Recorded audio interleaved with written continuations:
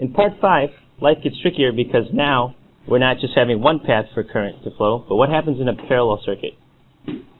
You have how many paths? 2 or more, exactly. We're going to draw the schematic for 2 batteries that are connected in parallel. That's the tricky part. So 2 light bulbs with 3 voltmeters across both batteries working together. So we're going to measure how much energy we're putting in, and then each light bulb separately. Then the tricky part is always translating it into the equipment diagram. Okay? So again, we always start with our what? Start with your... So we start with our 2 batteries. And I like to draw the batteries pointing up to remind us of our gravity analogy. The job of a battery is to push that charge to a higher electric potential. Okay? Then the charge is going to branch off. Okay? And you know, some people are like saying, like, do you have to draw it like branching like that? Okay? Or can we draw it branching like this? Okay? Or can we even draw it so that it branches like this? Okay? You know what? Electrically wise, it doesn't really matter. It's all the same thing. Okay? In fact, we don't even have to draw our circuit in a nice square rectangular pattern. We could, in real life, it's a mess, right? Wires are running all over the place. The whole point is just you're trying to represent it neatly in terms of what's going on. Okay?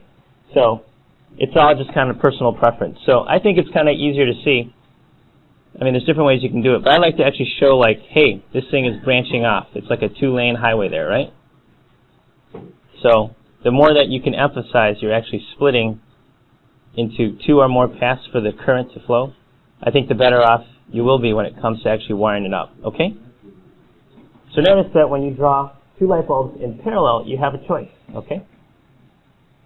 You have more paths for the current to flow. So ironically, one thing you'll discover is you'll actually get more current flowing overall and less resistance because you actually have more paths for the current to flow. Exactly. Now we need to add in our voltmeters. Okay? And you just have to draw exactly what the description says. Which, by the way, I know the wording can be confusing, which is, again, why we want to draw schematic diagrams, so there's no confusion on what we're trying to build. So the first thing we're trying to do is to measure the total voltage across both batteries. So I want to measure from the positive end of battery 2 and the negative end of battery 1, which ideally should be 3 volts, but in real life, obviously not, as you run the lab longer and longer. And then we want to compare that to the voltage impressed across light bulb number 1 and light bulb number 2. Okay? It's as simple as that. Now there's one important trick I know some people are starting to skimp on, and we don't want to be lazy about, and that is to label all of the what? Negative and what? Positive ends of each electrical component. Okay? Not to say that it's negatively and positively charged, but that it's at a higher potential versus lower potential, or uphill versus downhill, using our gravitational analogy. Why is this a helpful trick? Well, when it comes to wiring up your actual circuit, it helps you actually locate where you stick all the wires, okay? And so someone was saying, well, gee, like, this is really confusing. Like, I have no idea how to go from my schematic diagram to my equipment diagram, okay? I'm just going to call this light bulb, whatever, 1 and 2. Same idea here, okay? Light bulb 1 and 2, battery 1 and 2 there. And literally all you got to do is you just translate. You trace the flow of current going through your circuit, okay? So we always start at the source. From the positive end of battery 1, we get pumped up to 1.5 volts, and now what? We're going to go to where? From the positive end of 1, we flow into the negative end of 2, exactly, okay? And I know this is tedious, but again, it's just practice makes perfect here, okay? Now, from the positive end of 2, we're going to flow down to, to where? Okay. Yeah, notice the current splits, okay? So we don't have a 2-headed wire, okay, to flow to the positive end 1 and 2. So what you can do is you have a choice. You can either run 2 long wires to 1 and 2, or there's a little trick. Anybody know the little trick? You can be lazy and do what? You can just put in a short little wire between the positive ends of light bulb 1 and 2, okay? In fact, I actually prefer that because I might not have 2 long wires. It's the same thing, because metal touches metal touches metal. It's all the same point on that hill, right here, okay? In real life, we're just making a little circuit board that lights up 2 light bulbs, big deal. But let's say you're making a bunch of robot toys for Christmas time. Woo! Okay? You could save your company millions of dollars by doing that little trick, because you can use less wire. Okay? And in real life, it's all about understanding what's going on and then taking appropriate shortcuts. Okay? Next, what does a current actually do? It flows what? Through light bulb 1 and 2, And from the negative end of both light bulbs, we got to go all the way back to who? The negative end of battery number what? 1, okay? And in fact, if you talk it out, it actually kind of helps to just kind of talk it out loud to think what's going on, okay? So again, we could run 2 really long wires, or we can be lazy and do what trick? Do a little what? A little jumper wire there, yeah? Okay? And how can you prove that this circuit is in parallel once it's actually wired up? One way to quickly check is just try unscrewing what? One light bulb or the other, okay? And when you do that, if it's in series, they would both go out, right?